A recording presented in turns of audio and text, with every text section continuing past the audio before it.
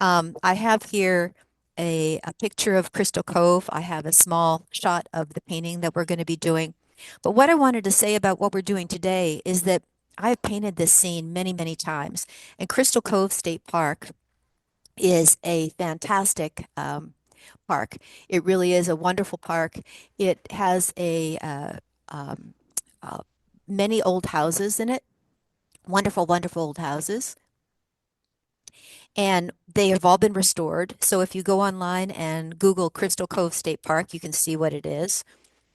This is a picture. The picture that I posted in the um, in our cluster is actually the photograph and the area from where I'm doing this painting. This is the little yellow house, of course, as you can see.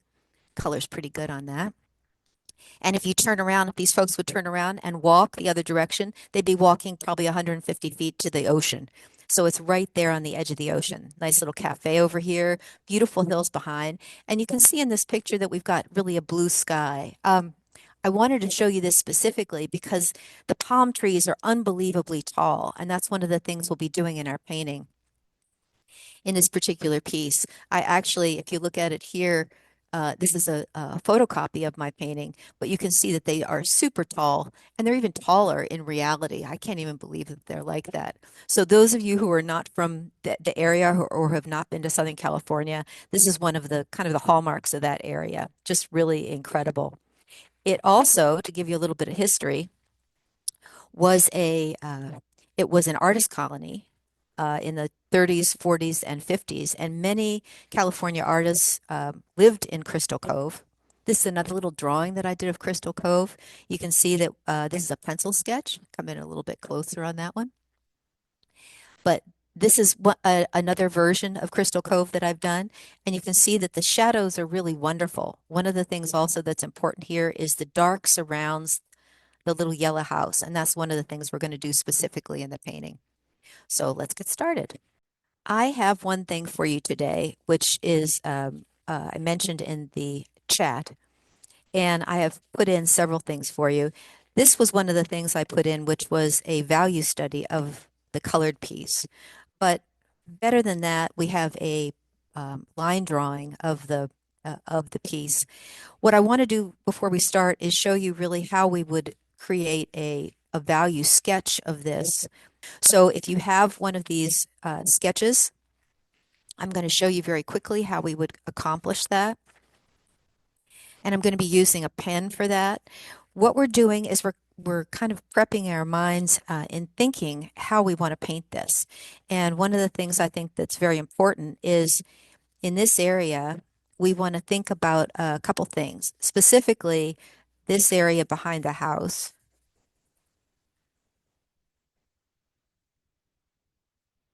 is going to be really dark. And I'm just using a really uh, kind of thick Sharpie pen here. We're going to go dark behind here, and that dark is going to travel behind here as well.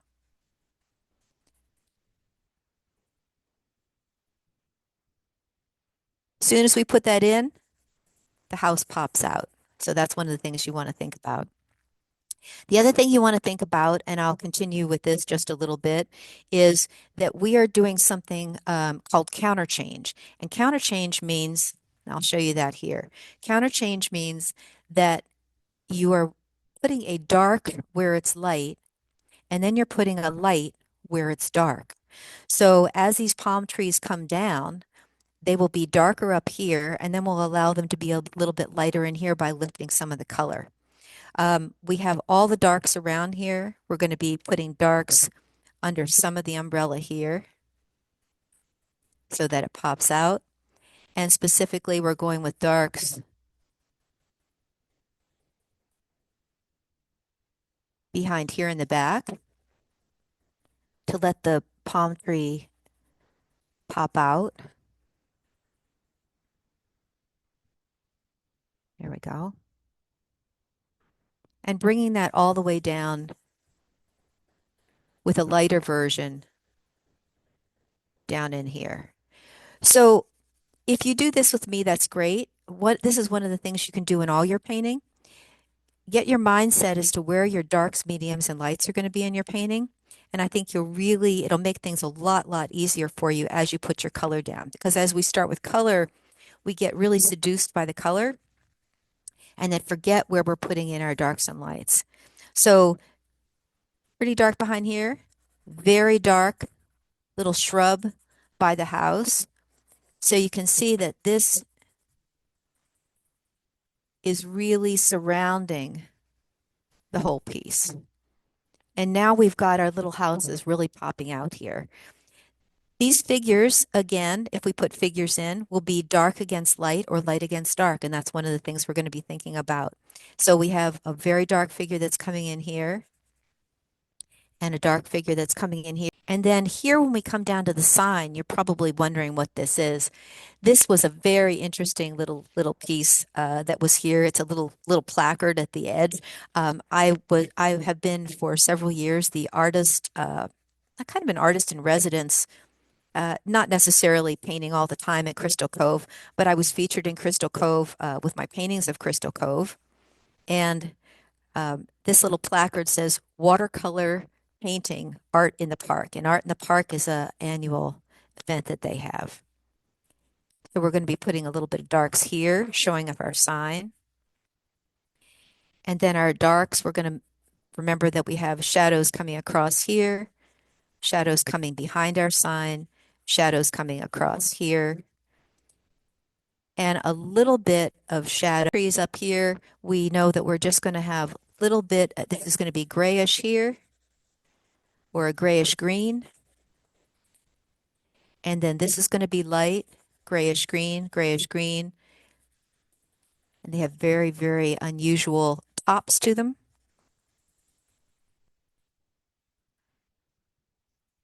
And in a finished form, this is what we're going to have.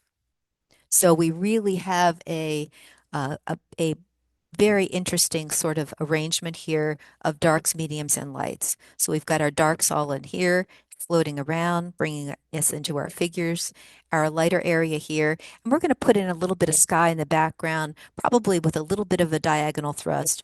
So let's get started. You all have your water ready. We're ready to paint. And we'll put this to the side. That's a great feature that I can keep looking at to remind myself. I'm going to be using most of the colors that are here, except the two that are on the bottom, and they look very dark online. That would be the cobalt violet and the cobalt turquoise. We probably will not be using those, even though that they make a somewhat granulation, which is very nice in your painting. Let's squirt these up a little bit, get these all nice and moist. They look glistening. Your paint should look glistening as you paint. Okay, and let's get started. I've got my brushes that I showed you. I'm going to be using my one squirrel brush. Put some of these over to the side, these over here. And you can see a little bit of the corner of the pot of my water here. I'm going to be wetting the sky ever so slightly. So go ahead and dampen with your brush. Just go over, lightly dampen the top area here. Go ahead over the trees. And your paper should be at a slight angle. I've lifted mine up just a little bit. It's got a little bit of a prop underneath here. And we're going to go all the way down. Now, where we're going to avoid is we're going to avoid the umbrellas. So we're going to cut in around the top of the umbrellas and just go underneath the umbrellas ever so slightly and cut the top of the yellow house. So now we have a slight dampness in this upper part of our paper. Is very popular in granulation is cerulean. We're going to be using that throughout our painting. Another color that granulates well with cerulean is burnt sienna. We're going to take a little bit of cobalt blue. And we're going to have a bit of Kleenex ready, or paper towel. Either one would be fine. And we're going to add a tiny bit of cerulean to that.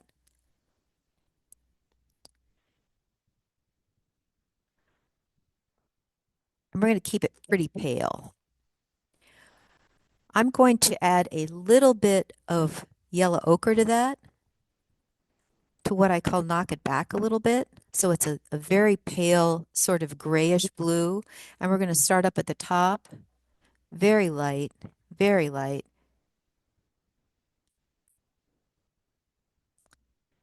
and come all the way down.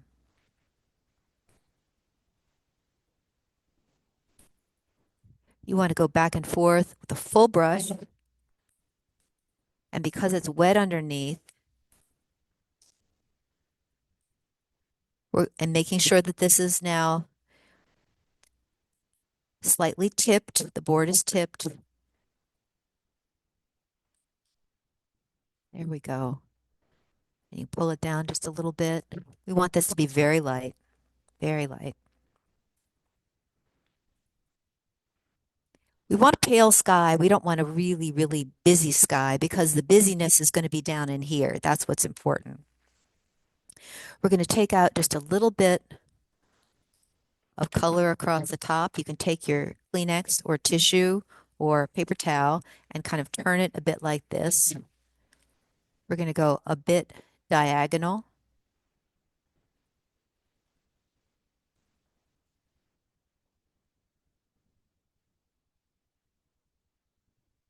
If you have any marks that look like a paper towel edge, just kind of touch them lightly.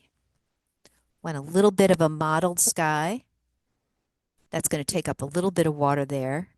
And we're going to have one tiny bit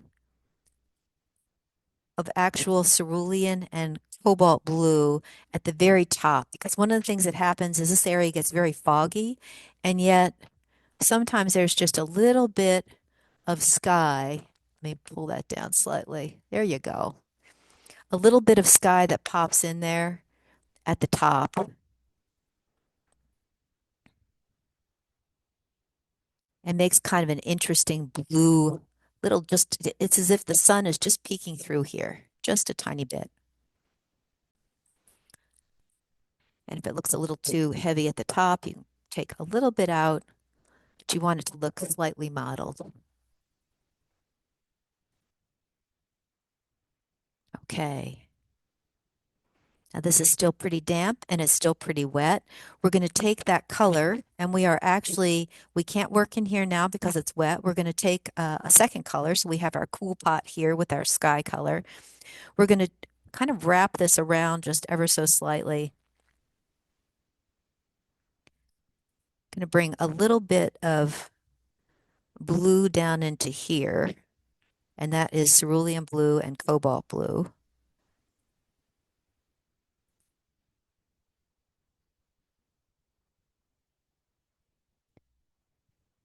Now remember, it's only going to go where it's wet.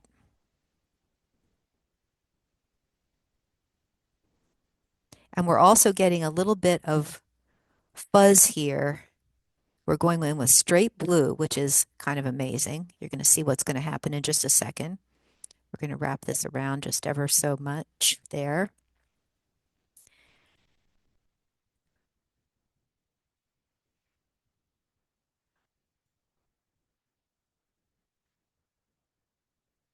We're popping in just a little bit of blue in here.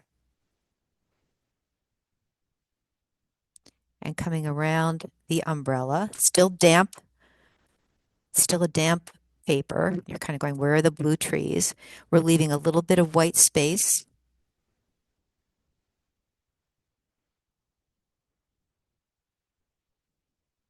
We're going to go all the way to the other side.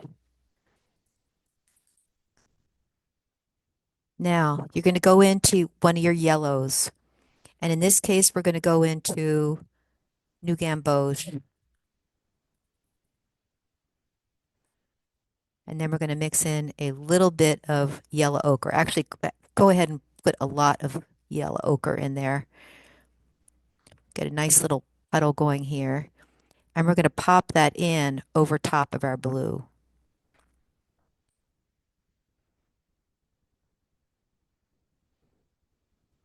Now those colors are going to mingle and merge in here. It can't be too wet. It's got to be a little bit heavier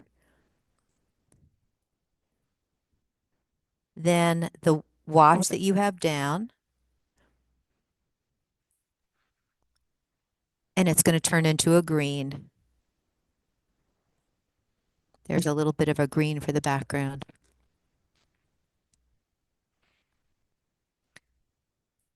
The, the palm trees have little bits of fronds that come down. So you're pulling down with your brush, and you're also going to unite the palm trees here. You don't want the palm tree to kind of stand out like a lollipop. And this palm tree over here is also conjoined with the other one. You can't see the difference. Let that go off the edge of the paper slightly. Load your brush again.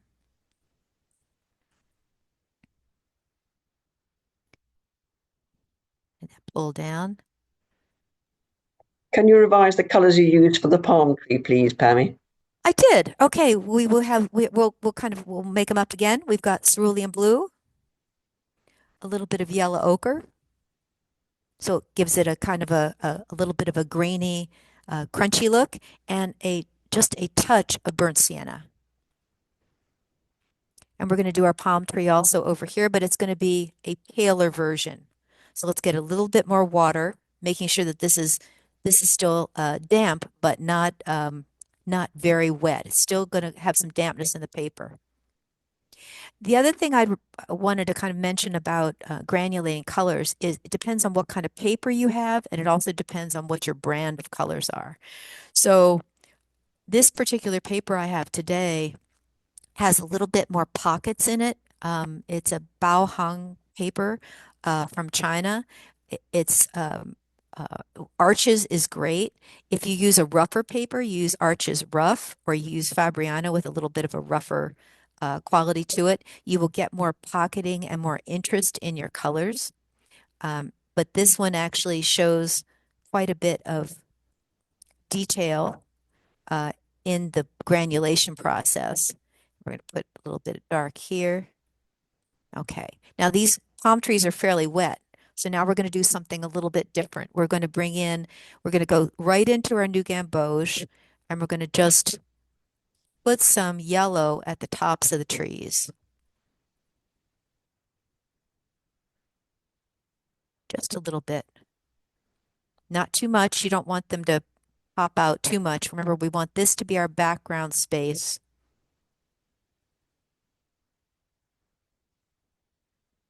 Just up at the top there, just a little bit. Now, the other one we're going to use is a burnt sienna. So we're going to take a little bit of burnt sienna. It can either be mixed into your green here. We're going to pop a little bit of burnt sienna at the underside, just a tiny bit. Just kind of fluff it in ever so lightly. It's going to bring down your palm tree stalks. One thing you want to remember about watercolor, you always want to put in a heavier version into a wet wash. So if I'm going to put color in, this is called charging, and you're charging that color into a wet area. If it's wetter than what your paper is, it's going to make a bloom or a cauliflower. So you want to be a little careful of that, and just make sure that when you tip in, you're tipping right in. We can tip into yellow ochre ever so slightly, or burnt sienna. And that's going to be really heavy pigment here, going right back into our wet area. Okay, let's see if we can lift something here real quickly. I'm going to put this brush down. I'm going to get one of my synthetic brushes. I might get my number 14 or my number 6, but I'm going to try to lift some of the color here as we're going down. Remember I said we were going to take a little bit of that color out where the palm trees actually are against the darker background. And this is with a thirsty brush. So I'm rinsing my brush, tamping my brush, and then I'm going in here and I'm putting my brush straight down on the paper and I'm lifting that color. See how it comes out? You pull that right up. And we can do that over here. We're going to lift here and we're going to lift here. Rinse your brush, tamp your brush,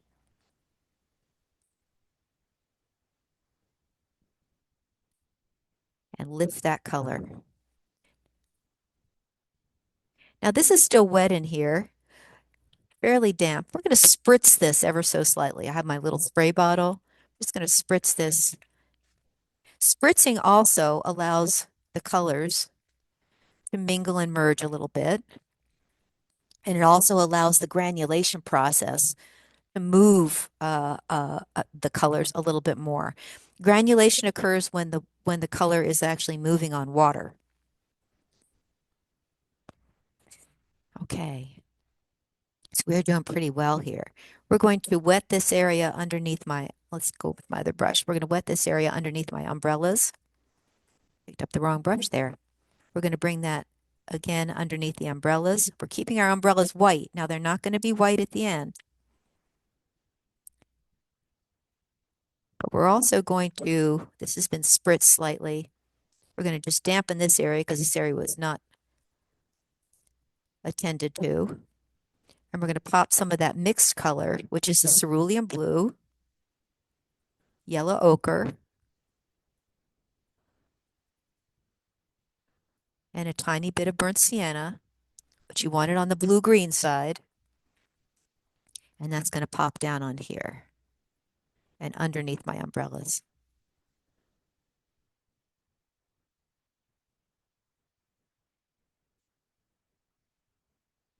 This area is still now kind of damp.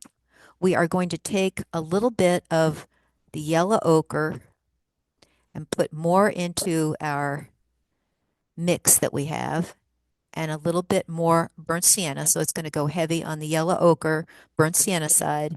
And we're also going to put in quite a bit more cerulean.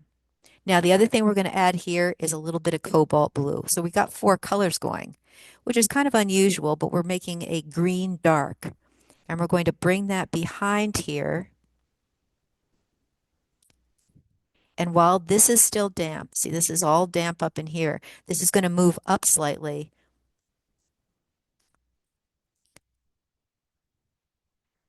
And give it a kind of a fuzzy feel.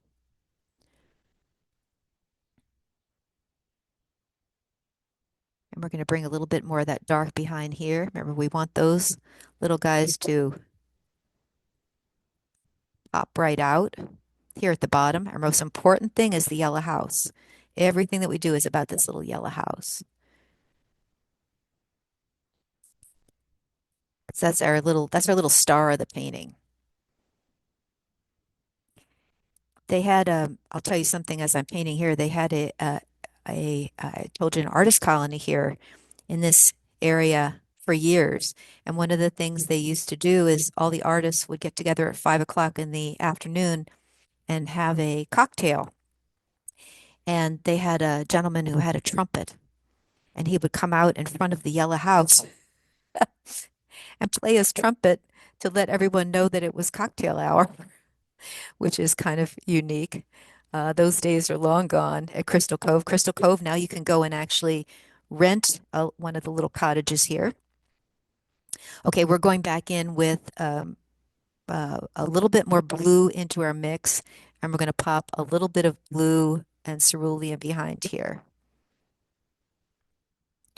That's a heavier mix, so it's a little bit bluer,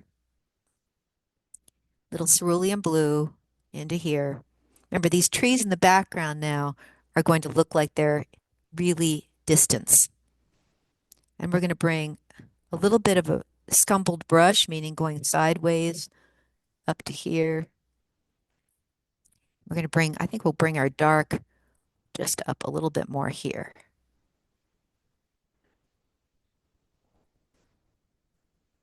Make it sort of an irregular, these are irregular trees that are in the background. Got my picture here. Let me just bring that in. See these irregular kind of scrubby trees that are here? These little guys behind. And we are going to spritz.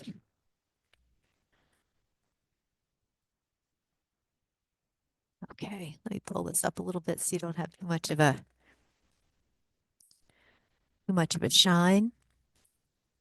And we're going to take out a little bit of that dark in the back. There we go.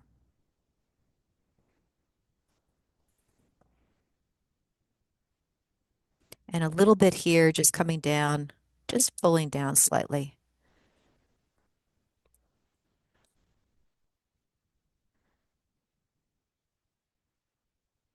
There we go. Okay. Now, as this dries, and it looks a little darker, it looks quite a bit darker on my monitor. Um, I'm going to take my one brush that I have here that I love. This is my Winsor& and Newton. Now we're going to be pulling uh, some of this color around, and then we're going to be working on the bottom area of our painting. So we want a clean spot in our palette. Let me move this up just a little bit. I'll use this clean spot here because that's a little bit easier for you to see. And now we're going with our foreground light, our foreground light. And our foreground light, in this case, it's going to be wrapping around here and wrapping around so that we have warmth in the foreground. That's going to push everything forward. So we're going to go in with a clean brush. We're going to mix a little pot here again. We've probably contaminated it as we were painting. We're going to take a little bit of yellow ochre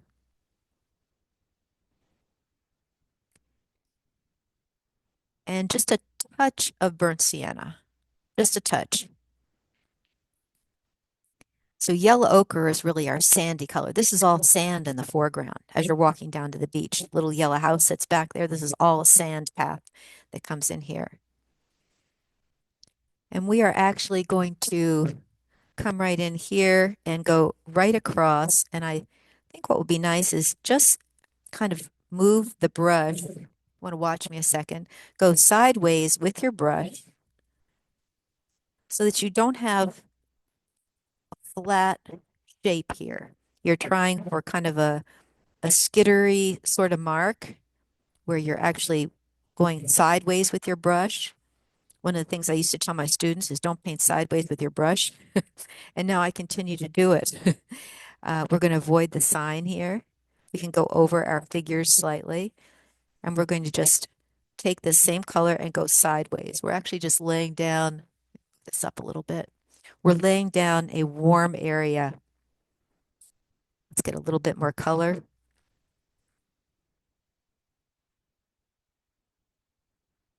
a little bit more yellow ochre, tiny bit of burnt sienna.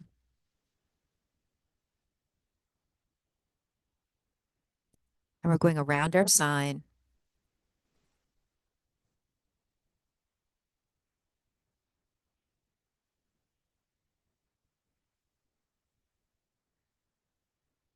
And under here, don't worry about the legs on the placard or the sign here. So you have a little bit of light here,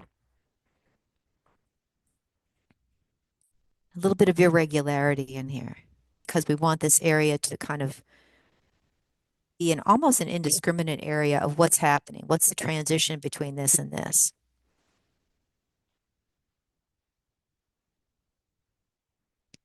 Okay. Now I'm with my brush. I just rinse my brush, tamp my brush, and I'm going to go in with a little bit of burnt sienna. I'm going to pop that burnt sienna, full burnt sienna, right here.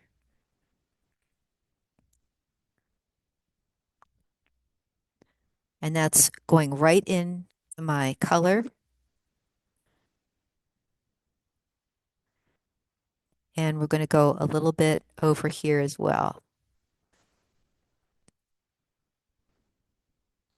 Now I'm also going to tip it slightly with either cerulean or cobalt blue. Now this is where you want to go very, very light, just little bits, almost the point of the brush on here, just popping in a little bit of color there. A little bit of cobalt, just a tiny bit. And it's going to mingle and merge. You can see the granulation happening in here. I don't know if we can go in. Let's go in just for a second. We're going to go in See if we can see it a little more carefully. Okay, see the granulation happening? There you go. We've got granulating pigments. Look at that. That cerulean's really doing its work. We will go back out. Okay, there we go. Okay. Now with this green, which is kind of a bluish green, we're going to go back to a process here where we've got light and shadow. So we're going to keep our blue pot bluish and our yellow pot yellowish. And then we're going to be working back and forth, joining these two sections of the painting together. Okay. So we are going to now just take a little bit of this bluish and we're going to work up just slightly with some lines here. Don't worry about going across your people.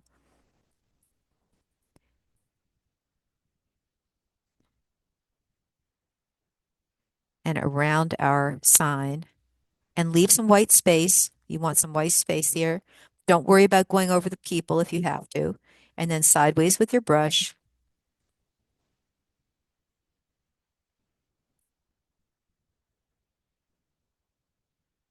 And a little bit more blue into this area. Move upwards into our paint.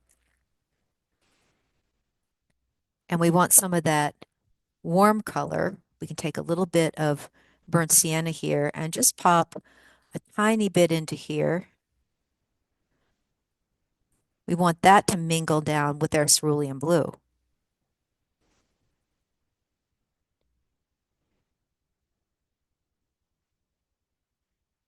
There we go. There we go. And we're going to spritz this ever so slightly. Spritzing also helps in granulation.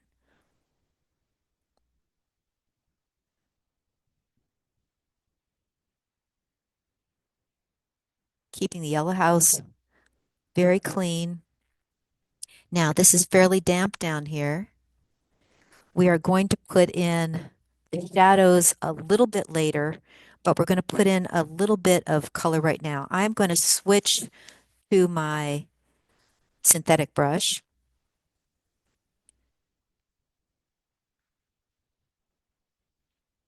And this one holds too much water. This one is my synthetic. This is going to hold just a little bit less water.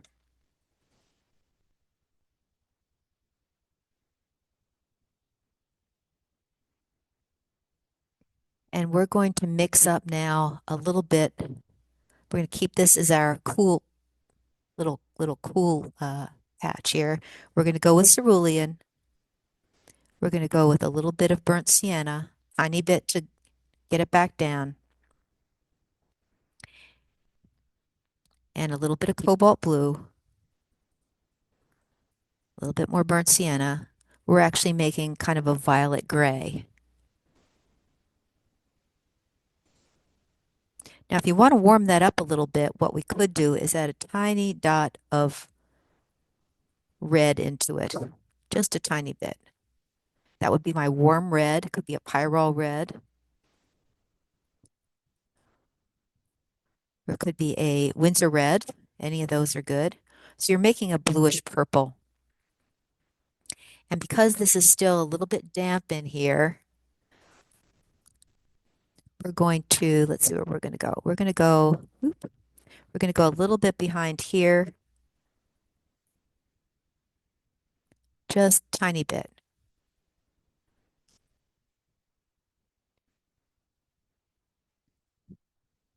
And it should be wet enough in there that it's going to move a little bit of a dark. And we're also going to bring a little bit of dark here. Now here's something that we're going to put into the background.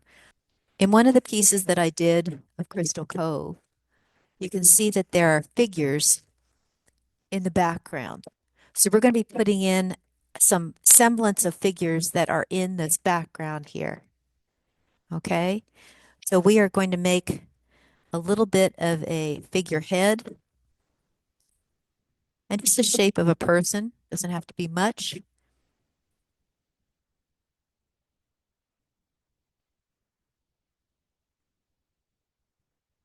These are people that are in the cafe.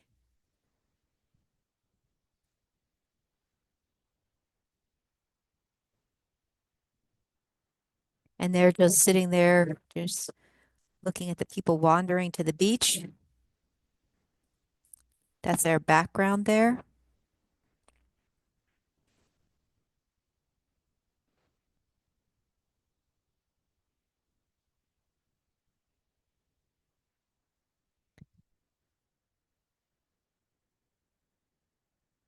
Oh, a little bit of that.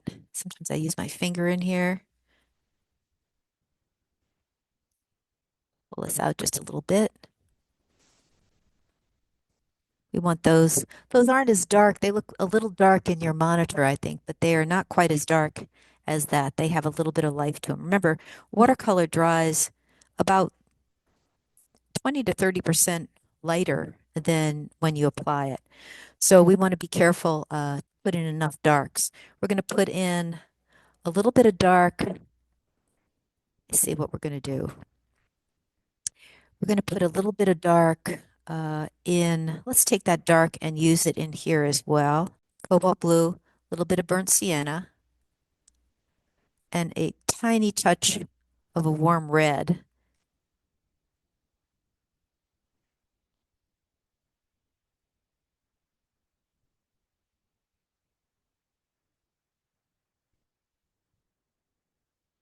And put our little legs on there. Okay. A little bit more cobalt blue, a little bit more cerulean. Now this is a little bit dampish still down in here. Let's spritz it ever so slightly. Should be just damp but not shiny. Get the shine off of that. And I'm going to bring in a shadow down here at the bottom.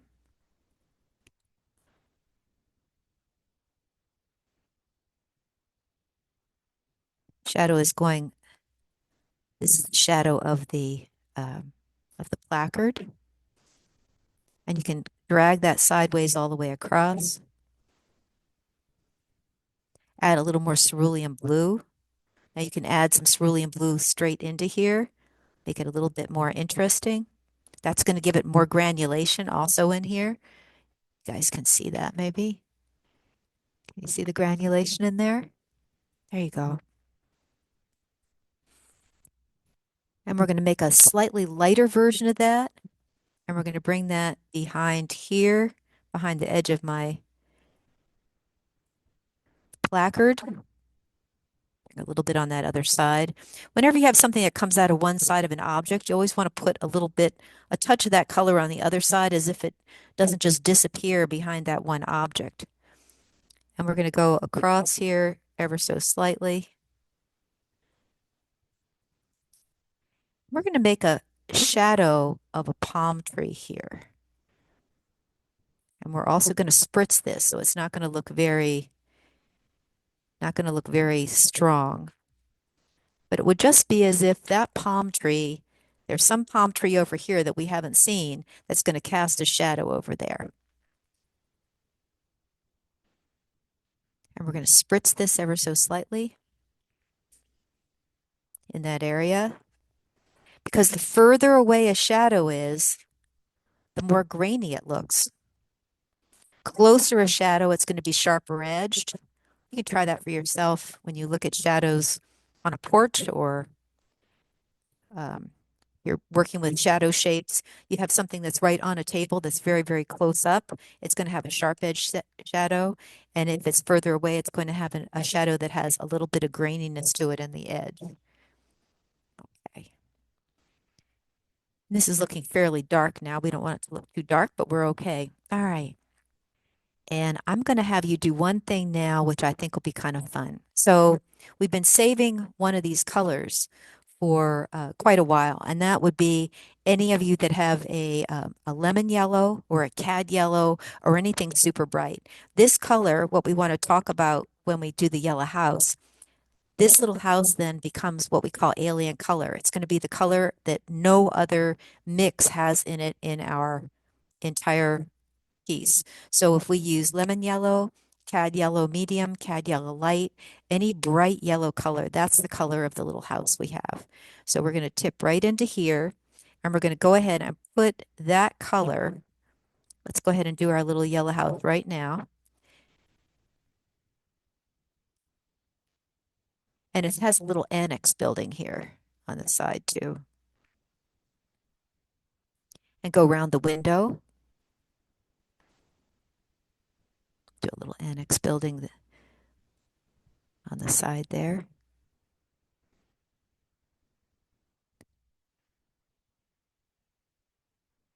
We could pop a little bit of color over here. It's a little part that comes out on the side there.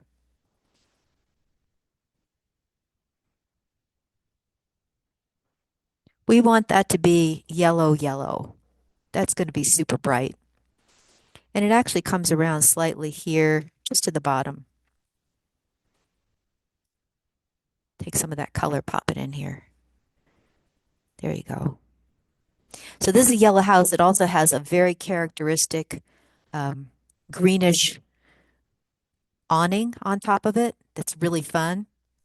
And we're going to do that in just a bit when things dry out. I'll bring this around just slightly. Because that's one of the characteristics. Ever since I've known this house, probably I've been painting in this area for maybe 15 or more years. This house is yellow and it has this wonderful meridian greenish, bluish shade over the window. Okay, so that's our only little spot of yellow there. We're going to go back in. Let's mix up a little bit more of our green. We kind of got rid of that. We're going to mix up our green again, cerulean. So we have our warm pot, our shade pot, and now we're going to go for our green pot if we need little bits of touch up. We're going to go with cerulean and back into our yellow ochre and maybe into a little bit of gamboge or other yellow that you have that's a warm yellow.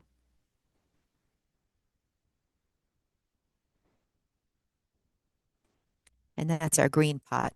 Let's go. We're going to do a couple more things here. We're going to go to our shade pot. Our shade pot then is cerulean, cobalt, and a tiny bit of burnt sienna. And we're going to bring a little bit of shade across here sideways. And you're going, where is that white gate? It's going to come in a second. We're going to bring a little bit of shade over here, a little bit of more shade over here. This is still into a damp area.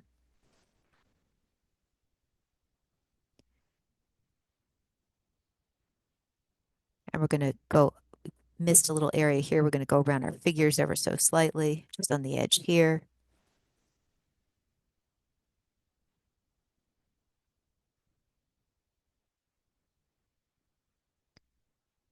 And we are ready to go in with a couple more things here. Let's see what we're doing. We're doing pretty fast here. This is coming together rather quickly. We actually want to do one more area in the back. Our trees in the back are looking like they're fading out a little bit. What I'd like to do is put a little more color in here, just slightly. We're going to take our soft green that we made, and we're just going to go back in here ever so slightly and kind of enhance this just a little bit into the background. Lost a little bit of color in here. We're going to go just a tiny bit of soft greenish from our green pot, just a little bit. And with the tip of your pointy brush, you can bring down some of those. These are kind of larger trees that are into the background.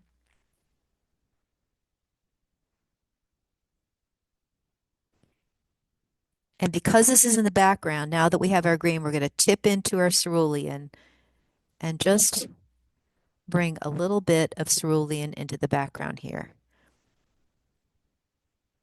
ever so slightly.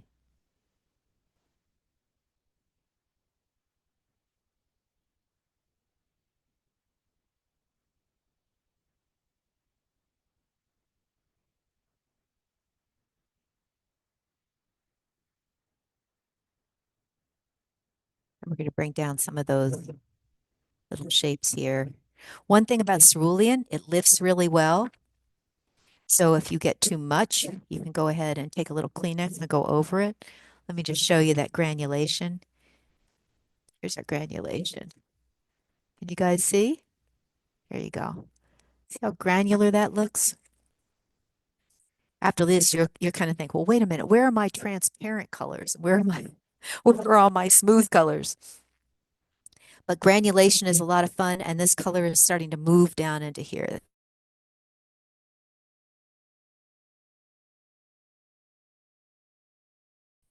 All right.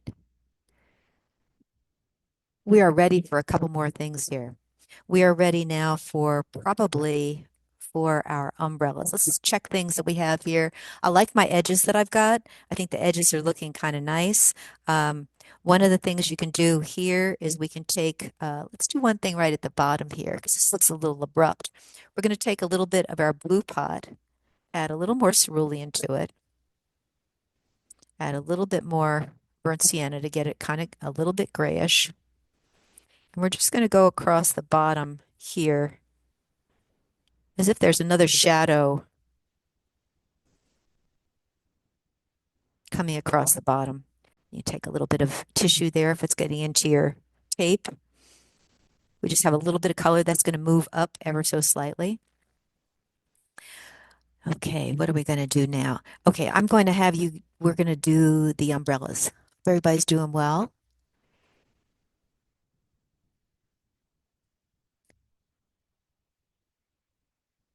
And we are going to go in with our umbrellas here. So what I'd like you to do is if this is dryish around here, we're ready for our umbrella. It should not be glistening at all. It could be a little wet down in here, but it has to be fairly damp. Your paper can be buckled here. That's okay. We are going to wet the top area of the umbrella. So just this area at the top.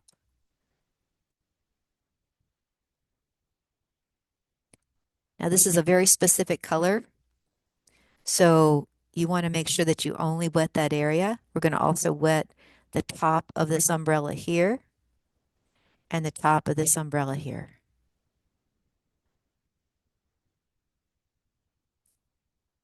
I love painting umbrellas. Let me show you in one of my other paintings that I have of, we want one of the umbrellas to be fairly reddish. We want the other two to have a red tint. Another thing I'll just mention to you really quickly, and some of you in one of my demos previously said, oh, I have trouble with umbrellas. So the closer the umbrella is to you, the more you're going to see, and it's above my eye level, you're going to see underneath the umbrella. As it gets further away, this little shadow area is going to get flatter because the umbrella is going off in the distance. So this will be rounder, this will be a little less round, and this will be flatter when you have three umbrellas going off into the distance. So that's something to kind of consider when you're doing your piece. We're going to go in, the only color I have here is a super red. So we are going to go, we're going to mix that. Let me find a clean spot over here. I don't want it to be red, red. I would like it to be the red with a little bit of orange. When I've painted this before, I've used the color called vermilion, but an orangey red umbrella is more interesting than a pure red one, I think. We're going to go in here. We're going to just pop a little bit of that color into that wet area, and it's going to move. We're going to pop it over here. This is also damp.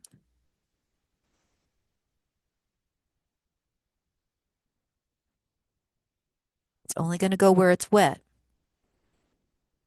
and then it's going to move itself over to here.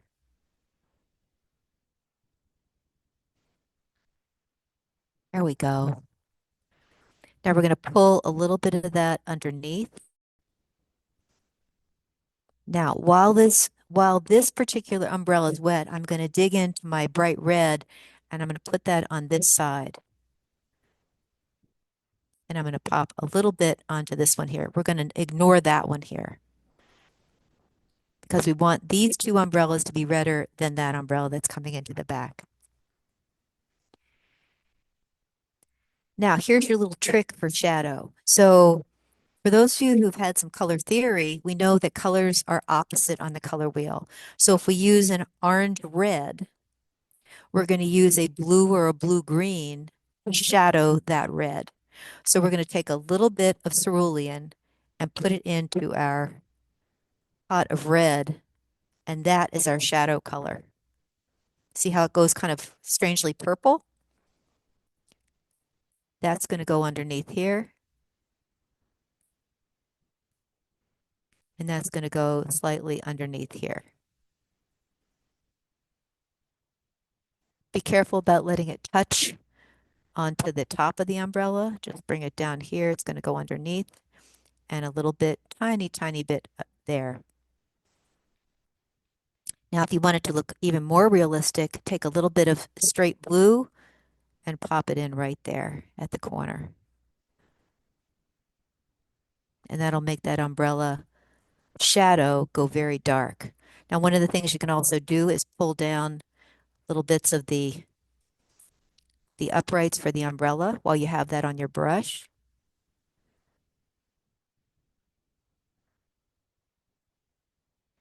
And we have a little bit more blue.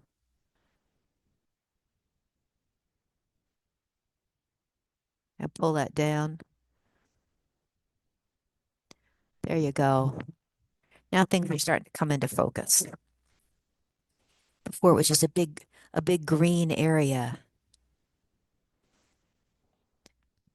I like to put a little bit of dark just up at the top on that umbrella because that's going to be where the little point of the umbrella is. And we're going to put one little striation down there, make it look like this umbrella is more important than the other ones. We can use that color too to put in a couple of people here that are a little more important than the other people that are behind them. One of the tricks of doing people is join the people together. Try not to have too many singles, but you're gonna, there you go.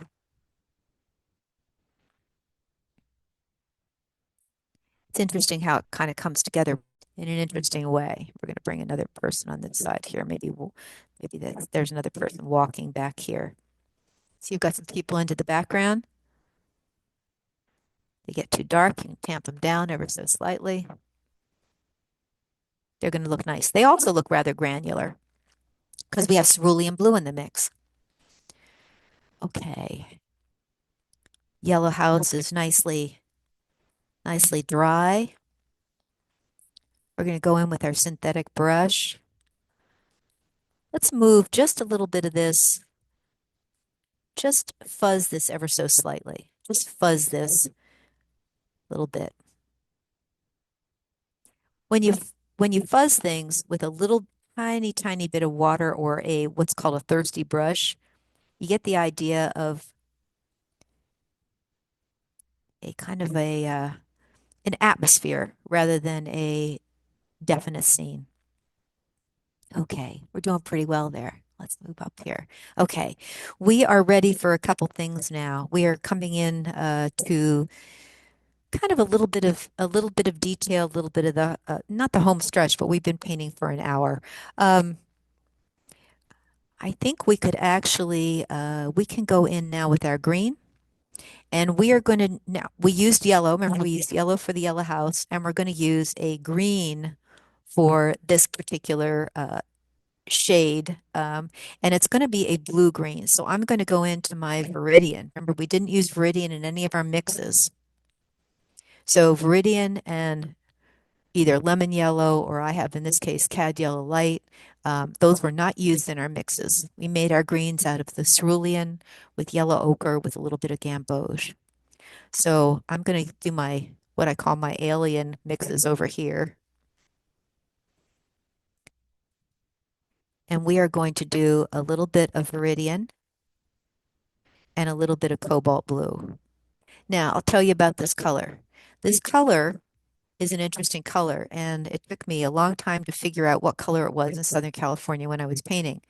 But the color is a turquoisey blue, and it goes on the green side. It is the signature color of Catalina Island motifs.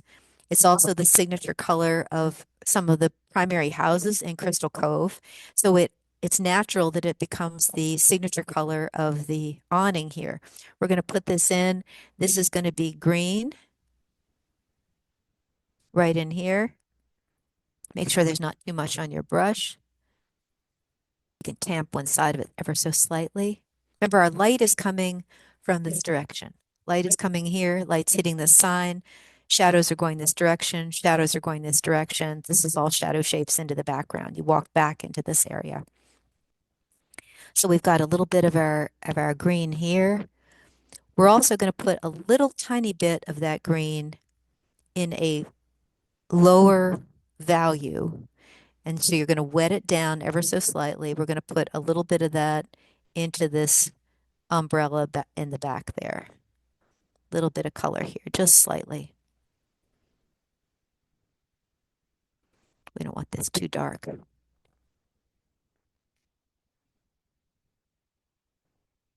That looks good. Okay, and there could be a little bit of green here, just a little bit. Keep that color because we might need it for one of our people over here. Kind of bring some color around. Oh, we'll definitely need some of that color, actually, of Viridian green for the sign that's in the front here. In fact, we can take that in a very light value and with a little bit more blue in it, a little bit more cobalt blue. We're going to go ahead and, while that's on our brush, we're going to put that in a lighter version right here on this sign placard. Leave a little white on the edges.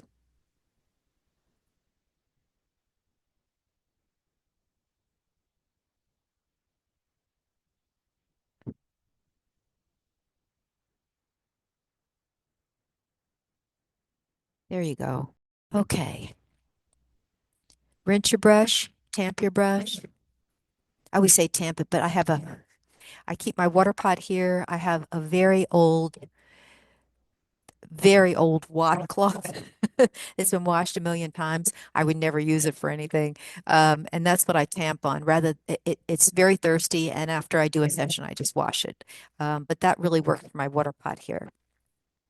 So we are going to go back to our shadow pot. We are going to put more cerulean in here.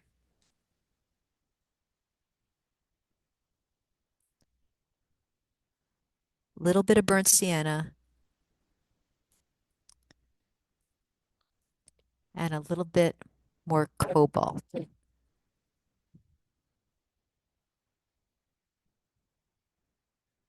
There we go. So we have kind of a gray. You should have a pretty gray here. The other thing I want to mention about granulating colors is if some of the colors in your palette or today in your painting are not granulating as much as you thought, it could be also the brand. Um, some brands granulate more than others because they have pigment qualities that are different in each one. So each color is going to have a different kind of complexity to it and a different kind of action on your paper. Okay, we're going to do some shadows now. We're going to come in here. Now, this little guy, we're going to go with that. It's a blue-gray sort of shadow that goes underneath here. And we're going to pull that down or so slightly here. And put a little bit across there.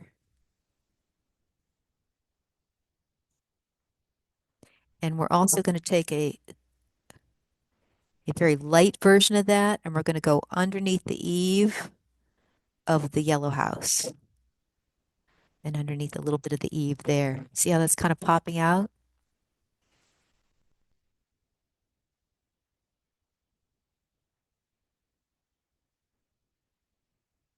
That's going to be our shadow shapes. Okay.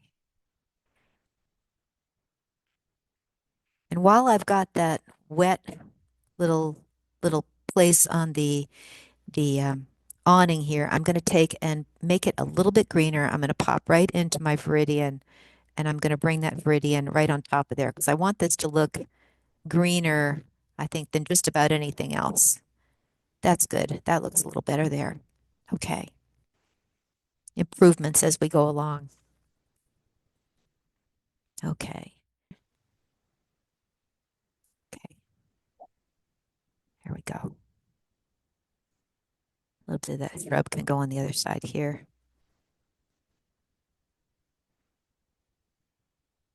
Whatever shape you make against the yellow house, this is going to show up really quite a bit. So make sure that it's an interesting shape there, whatever you've got.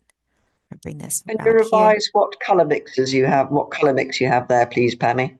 Oh, okay. So the colors that I have here, I have my, as I said, my warm pot, my shadow pot, and now I have my green pot. And I kept my green pot going by adding ultramarine blue and a little bit of New Gamboge yellow. So that made that, I'll do it again here. So that's the ultramarine blue and the New Gamboge.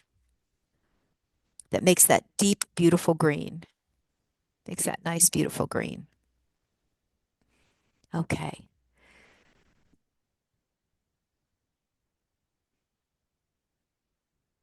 Okay, we are good now. We are good. We can put a little bit of kind of a little dots of the color here. All right, we're still keeping our roof line white.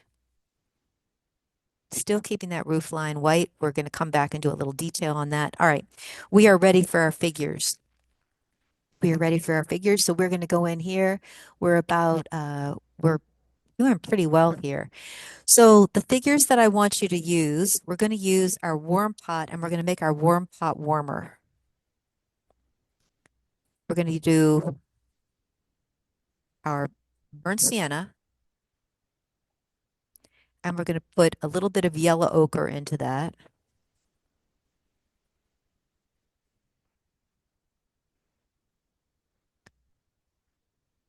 And we're going to put a tiny, tiny bit of red. Ooh, a little bit too much red.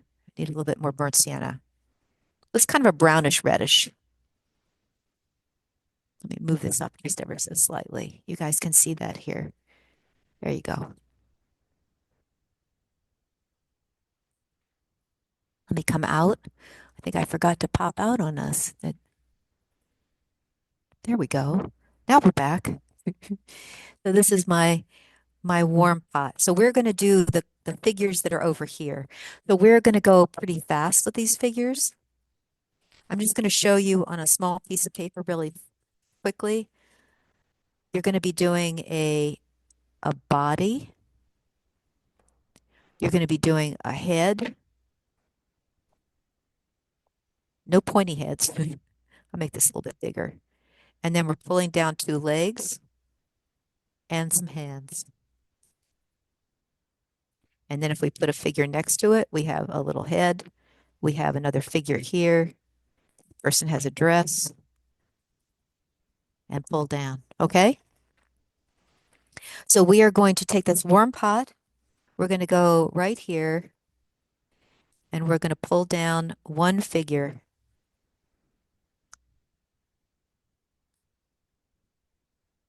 And that person has a friend next to them. So we are going to pull down this figure here.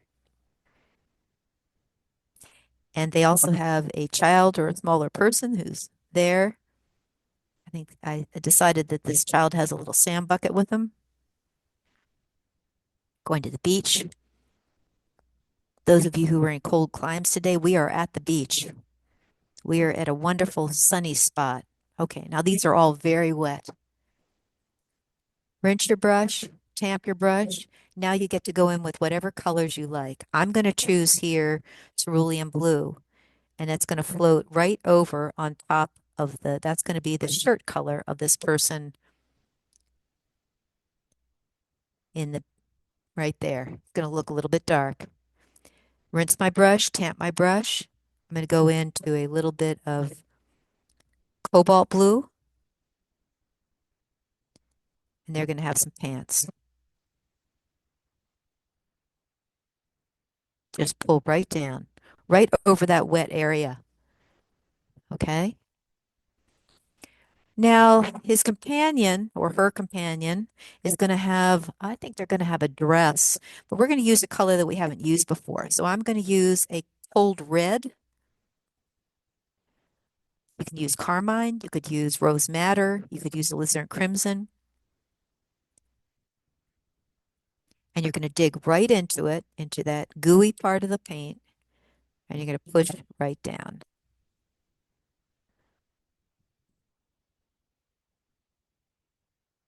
Don't worry if these two merge. You want them to merge.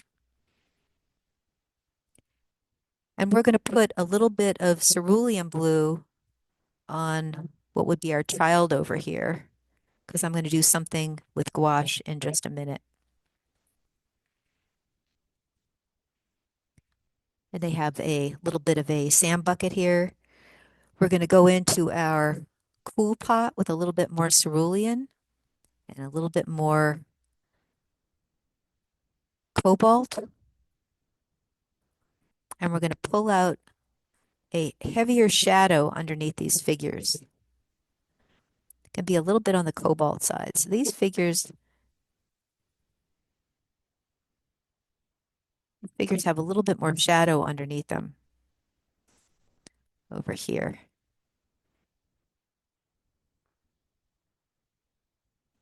Let's leave those guys for a second.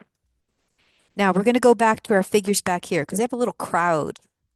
And the other thing you want to remember, these folks are above eye level. They're in a cafe that's underneath these umbrellas, but these folks are walking to the beach. So they're walking down here and the beach is this direction. So we figured out how to get our little figures on the left. We've got the three little characters over here. We've got the little boy carrying a pail and a couple. Um, we're going to keep these figures very light. They're going to be grayish, and I'm going to go in with my smaller brush. I'm going to take actually a little bit of my dark gray that I have here, which is kind of a violet. And I'm going to do a similar color to what I have up here with the figures. I'm just going to pop a little bit of a tone in here. I don't want these characters to be dominant or interesting. I just want them to be walking behind here, just little fill-in characters. They're not going to have any color on them.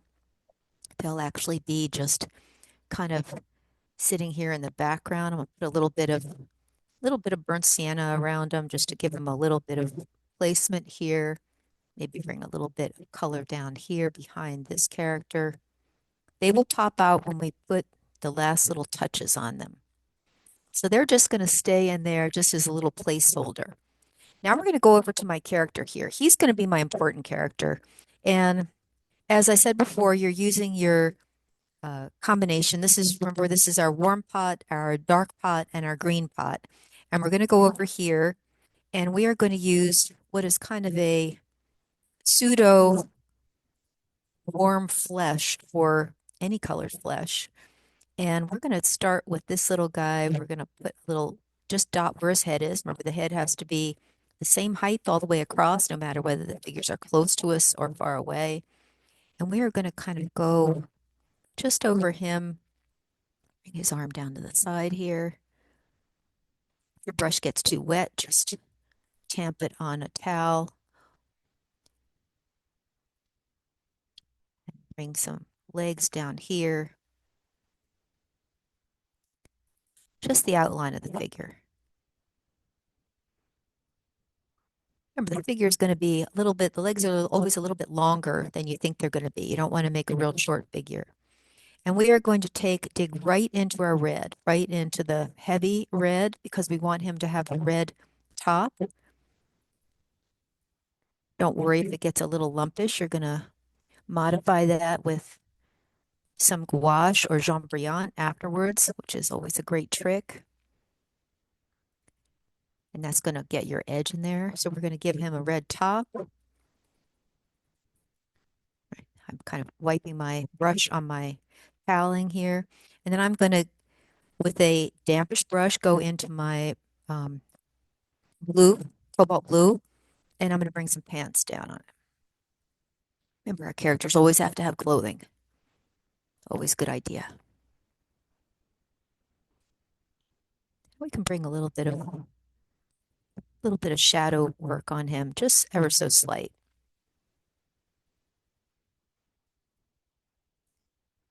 And you're just letting that color kind of mingle and merge here.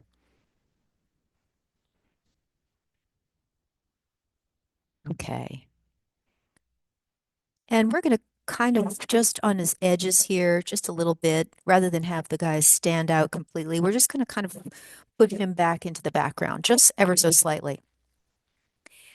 We are now going to do, I think we've finished pretty much all our colors here. We've lifted here so that we have counter change. We have dark where it's light and light where it's dark. Remember, light against dark and dark against light. That's counter change. I think the one thing that I want to do before I go in and do anything down here is I'd like to emphasize this palm tree that's up at the top. And that was an important palm tree. Let me show you on the original. On the original, the palm tree, the middle palm tree is very dark and it dominates this side of the painting. So I've had some questions with this painting when I've been painting as to why we're having that kind of uh, approach to have this one tree dark. And you want to set yourself up with a good composition here. And we're going to place it so that the composition really, I'll show you with two brushes, really has a quality like this. Anyway, an L shape that's coming in. So you're coming down here, you're coming across to the interest of the sign, but the palm tree is going to hold your interest up here. So let me get I think I'll use my synthetic brush for the last brushes for the last part of this. I'm going to keep my synthetic brush and we're going to go into my dark pot up here, which is my greens. And that again was mixed from ultramarine blue, yellow ochre, and new gamboge. So we've got this nice greenish, darkish pot here. And this is the palm tree that's going to, I'll pull this down a little bit. This is the palm tree that is going to, let me bring it down all the way, that's going to be dominant here in the front. So we are going to pull a dark, let's get a little more ultramarine in there, get this a little darker. Palm trees are fairly shaggy. I think I showed you before, these palm trees are even taller than they look in this painting. They are huge. They are giant stalks, really big stalks. So we're going to pull this down. And this is our dominant palm tree. Come with a little more yellow ochre here. And this is its central stalk here. I'm going to wet that central palm tree here, just kind of coming down. We don't want to wet all the way down. And I'm going to float some color in there. So I've got a little bit of burnt sienna. I'm going to pull that down. Just the tiniest bit. Palm trees have that kind of little rough texture on their trunks. This is looking a little bright. I'm going to pull a little bit out of there. Back to our green with a little more yellow in it.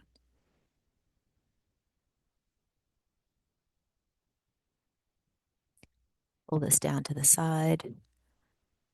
Now remember, we're using our granulating colors.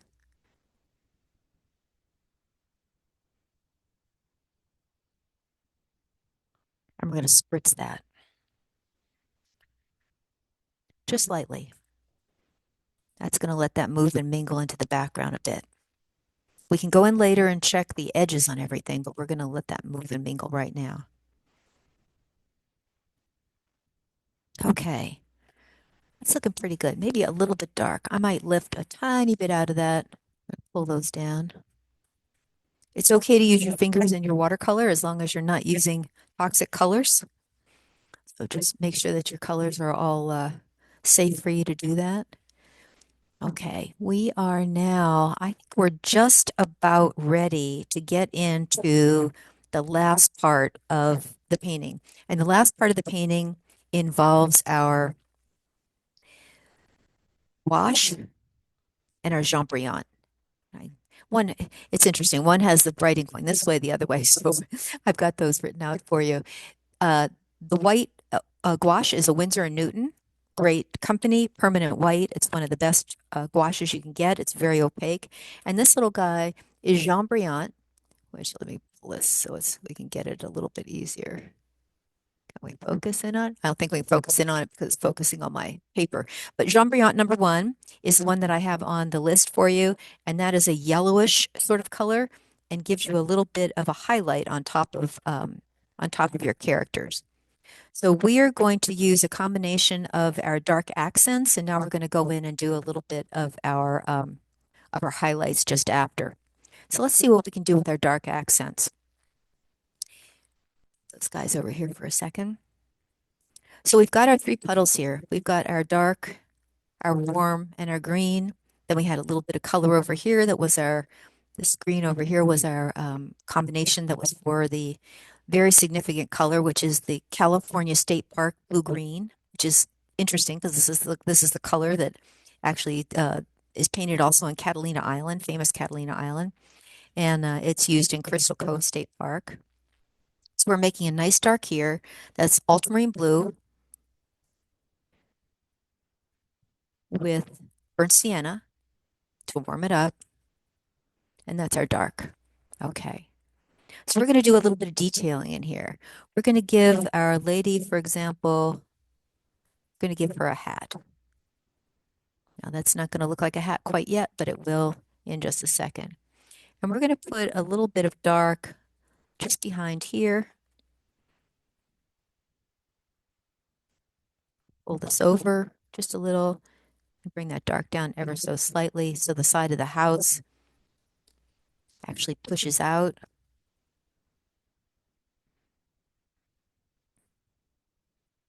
And we are also going to take a little bit of this dark and maybe maybe make it a little bit more bluish in one corner and put a little bit more behind here, little smudged dark right there, and a little bit of dark coming down here. When you put a color in and you want it to kind of move a little bit, you just wiggle the brush next to it and it'll kind of move itself into the paper, which is kind of fun. Okay. So now we're going to detail our house, go in with our dark. And I want to get two lines in there. We're going to get one line that's going to go, we get our brush nicely saturated, but we want a good point on it. And we're going to go across here up to the little top, and then with one line across. And we're going to take one more and put it right under here. Oops. And then go across. Right-handed or left-handed, you're going to have a better time of doing uh, curves that go one way or another. We also want to detail off in here a little bit of this underneath here. This is our window. That makes it look real is what the whole idea is. All these little details. The eye makes up the rest. Makes up all the illusion of being a real spot. Okay. And the shadow works really well in there. We're just going to fudge that little dark just ever so slightly. Let that bleed into the gray.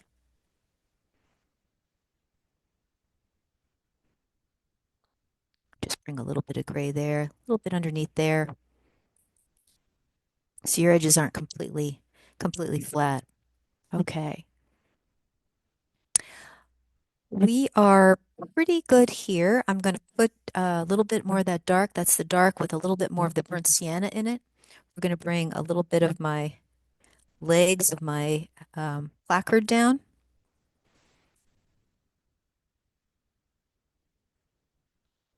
And it's nice to have some variation in the lines and a little bit of white, which was showing there. Pull this down. And we're going to make sure that that little corner in there is super dark. Can you push your painting up slightly? Yes. Oh, sorry. There you go. I wasn't looking at the screen. Thank you. Thank you. And I'm going to pull just a little shadow this way and bring this dark across here.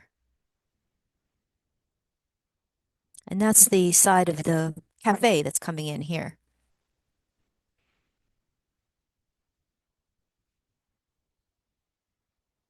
There we go. Okay. Now we are going to take a look at things before we put in our little lines. I'm going to show you what we're going to do. This is in the original. We have birds on a wire. Crystal Cove is known for incredible amount of wires, telephone lines, electric lines that are coming into all of the little cottages there. So we want to make sure that our background is really quite finished and quite dry. So I'm going to do one little thing here that I think that all of you can do almost in every painting that you work on is you want to make sure that all your edges are what you think they should be. So in this case, I'm actually going to what they would call an oil painting scumbling, but I'm going to disappear some of the harder edges right here and lift a little bit of our color ever so slightly so that it is more of a mirage of a palm tree rather than a complete shape. So even here on this edge, this is a pretty sharp note here. Remember, our focus point is down in here. Focal point is down in here. And this is where we want things to be sharp. Things that are away from your center of vision are going to be a little more fuzzy. Okay. And we're going to pull that there. I'm going to take a little bit of this color off, just ever so slightly. Pull a little color out of there. Remember, our granulating colors do that wonderful thing of pocketing in the paper. And I think that you can see, let me pull this down. You can see where this is becoming very granular. I'll come in just 1 second here and we'll pull this down. You see where things are getting super granular there? Almost looks crunchy. We'll pull this out. Okay, we're all the way out there. There we go. Just again. So we're working on this area just up in here, just slightly. Okay, now I'm going to have to hair dry this just very quickly.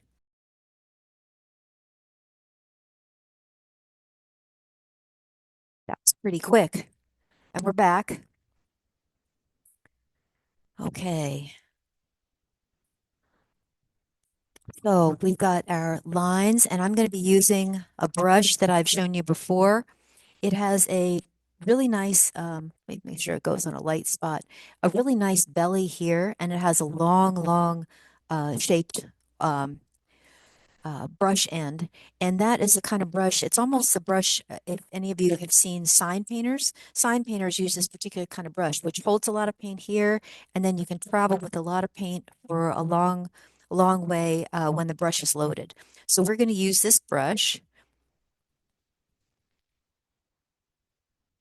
It's really better, I believe I was saying before in another video, that it's better than a brush like this. A brush like this is short and has a point, but it doesn't carry much pigment. A brush like this holds a lot of pigment and is quite a bit longer and goes for a longer period of time. A little dark puddle here and a little bit of burnt sienna. We can even go in with a little bit of Prussian blue to make this super dark.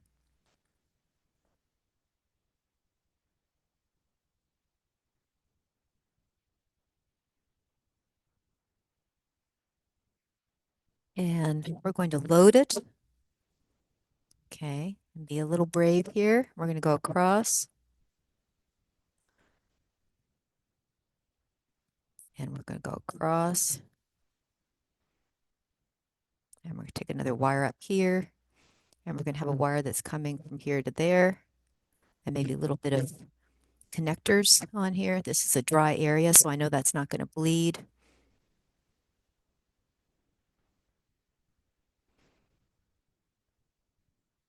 We're going to get this a little bit darker here.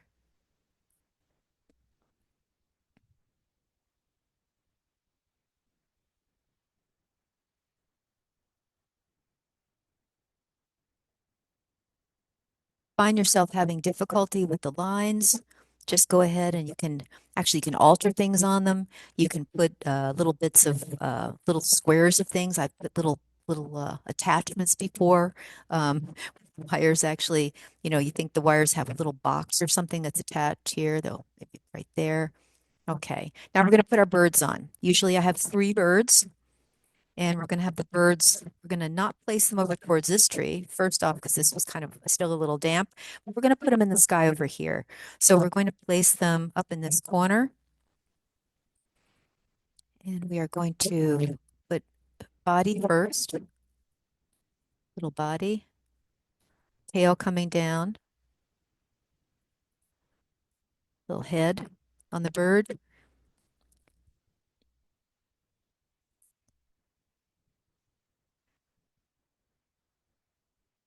and maybe 2 sitting together here. There's our little birds on the wire.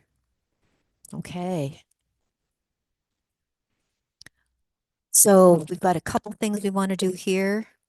We've got, now that we have the dark on here, we can just pull this just slightly, just make sure this is a nice sharp edge there. That's our sharpest edge. And bring a little bit of dark here. We can bring a little bit more dark under our man here, and a little bit across. We don't want to fiddle too much because things start to get a little bit sharp, and we want this to look like the illusion of a day at the beach.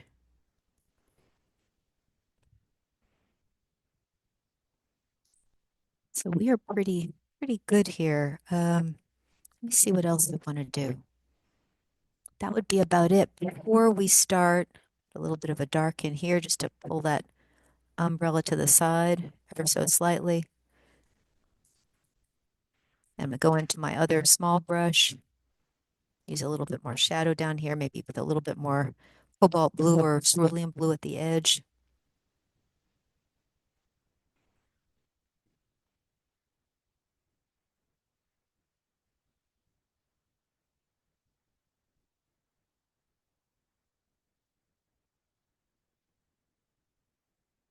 There we go.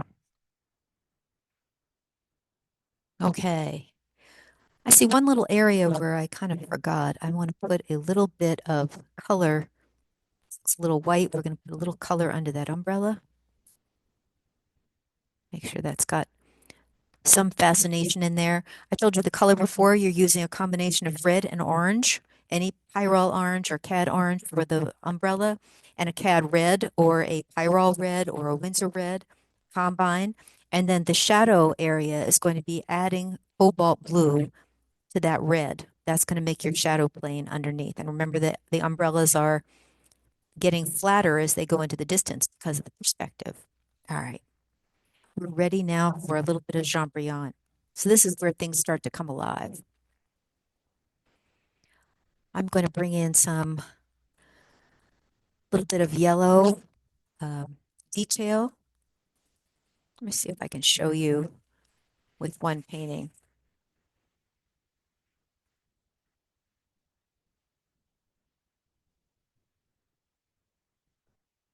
This little guy has some, this is the original painting, has Champollion on it. You can see that it has just a touch on the top of the head, touch on the shoulder, touch on the hat, and then little bits into the background. That's what we're working on. So we're going to go in here. We're going to go with a little bit of, brush has to be wet. Put it into your Champollion. Make it a little bit liquidy, but not too liquidy. You don't want it to go flat or light.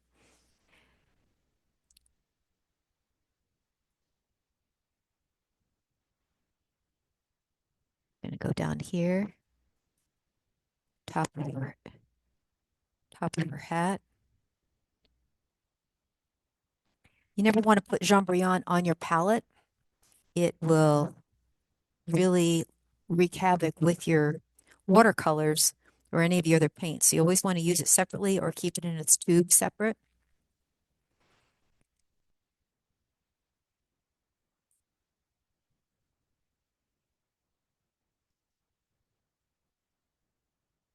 And we're going to bring a little bit of highlight onto these characters here.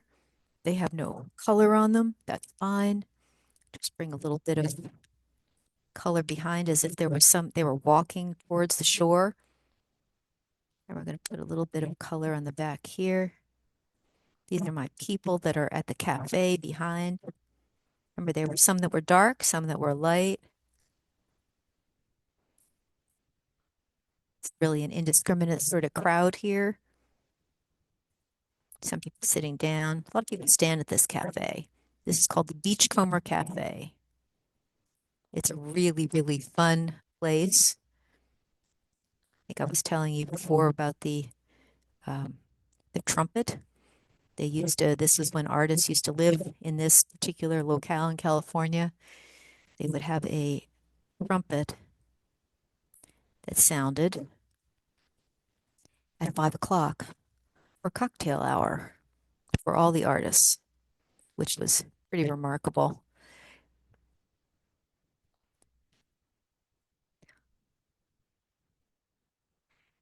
And we will we'll do a little bit. What you can also do with your Champollion or gouache is do just little specks of light in here, just little bits of light, as if there's some kind of reflected light. We don't really know what it is. It's just going to kind of pop it in there.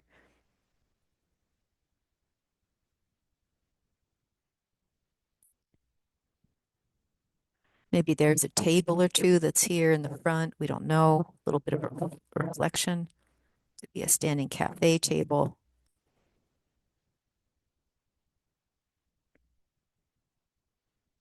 And we can put a little bit of light on the top there. Just a tiny bit. Okay. We've done all we want to do with our Champollion. Don't want to put any Champollion up in there. We're going to go in with our white gouache now.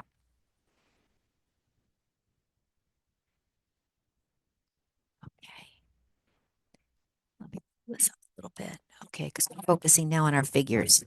No white gouache is going to go in the upper part. So we've got man with the red shirt. We're going to give him a white hat. And again, we want to stick our brush into the gouache, get the brush, the gouache, get the gouache creamy, but not thick and sticky, just so it flows, just enough water so it flows. And he's going to have a white hat here, top of his head.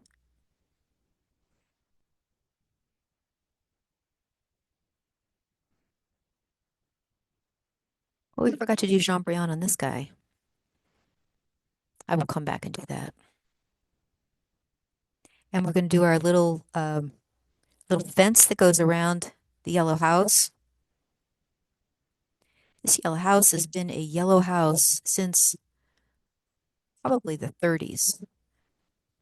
And I just got some interesting information that Crystal Cove just opened up 3 new cottages that you can rent and go to in Southern California and enjoy the beautiful scene that's there. It really is a spectacular area. I'll put a little bit white in here, a little more detail, maybe a little bit of lines over here. We can put a tiny bit on this edge. And if you've lost some of the top of the house,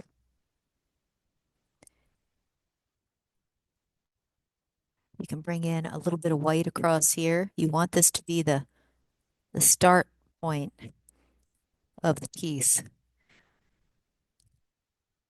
This is where really kind of the fun is. Make sure you have a little bit of white on top of here, on top of the umbrellas.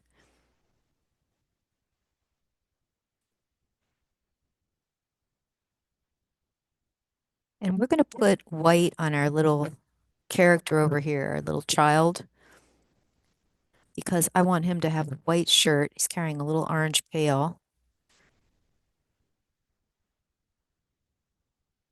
Always good to have a diagonal bottom on the characters here when we put a shirt on,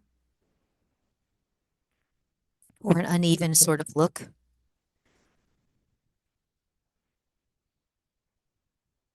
And we could put little bits of light behind here, just a tiny bit. Maybe there's a little bit of light back there.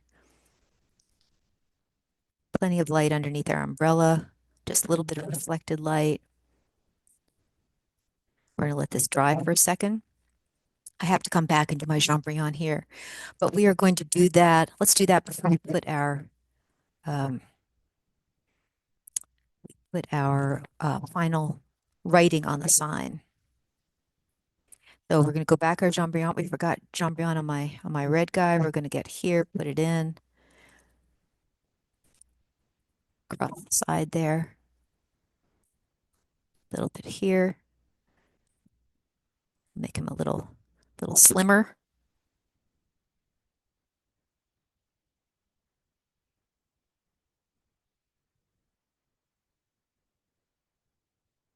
And he was carrying a green umbrella. So we're going to go into our full color of green and pop some green on there.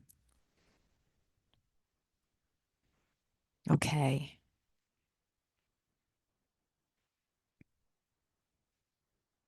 Back to our white gouache. We're going to go around to our, let's move this up just ever so slightly. We're going to let the edging be kind of crisp. Again, make sure that it's nice and saturated on your brush, not too thick, just wet enough to move the gouache. And we're going to enlarge this just slightly.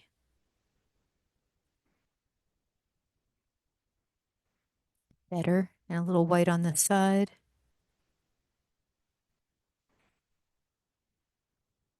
A little curvy line, a little trick that I could tell you is a little curvy line on a sign, like this curving this way or this curving this way, is better than straight across, because the straight across will be optically a little bit jarring. It'll look too frozen in the painting. And we are going to now put in a few little bits of lettering. We're going to say, and it doesn't have to say anything. This is going to say watercolor. You can just say the letters watercolor painting. Now you might want to practice doing some lettering with a tiny brush. And this is called art. The word art could stand out for you. In the park. Art in the Park is a spring festival that I work with the rangers at this park. And I teach watercolor painting to probably over 1,000 people that come to Crystal Cove for the event. They have music, they have all kinds of crafts, they have all kinds of wonderful, they have dance, they have all kinds of wonderful events. And I do the painting for them in the spring, usually. Okay, we'll pull this out here. So I have people that are in their 80s and 90s sitting next to my 6 and 7 year olds, and everybody's painting like crazy at the beach. You paint right on the ocean front. It's a lot of fun. So we are going to now go in here, just a few little touches. I'm going to go back in here. I'm going to put a little bit of cobalt just right on my guy here and a little bit under his hat, just a tiny bit. Give him a little bit of shadow. And we are going to put in a little bit of striping on my boy's shirt because I want that to be interesting. Let me pull this over. Okay. He's going to be, that's a shirt. We're going to kind of fuzz that edge so it doesn't look too static. And put some pants on him. I think we've lost some pants on this guy.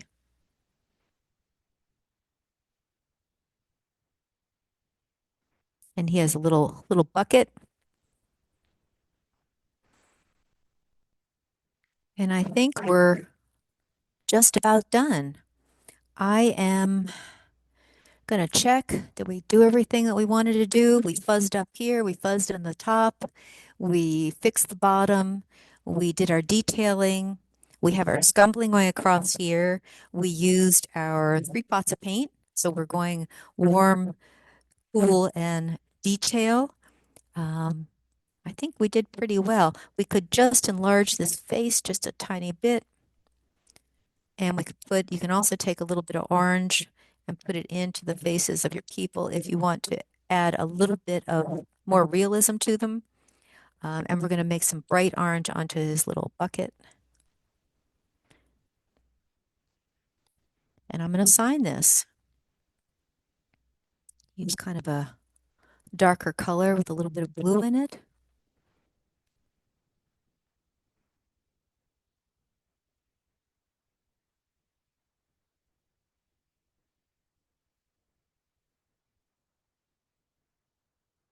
All right, and we are done.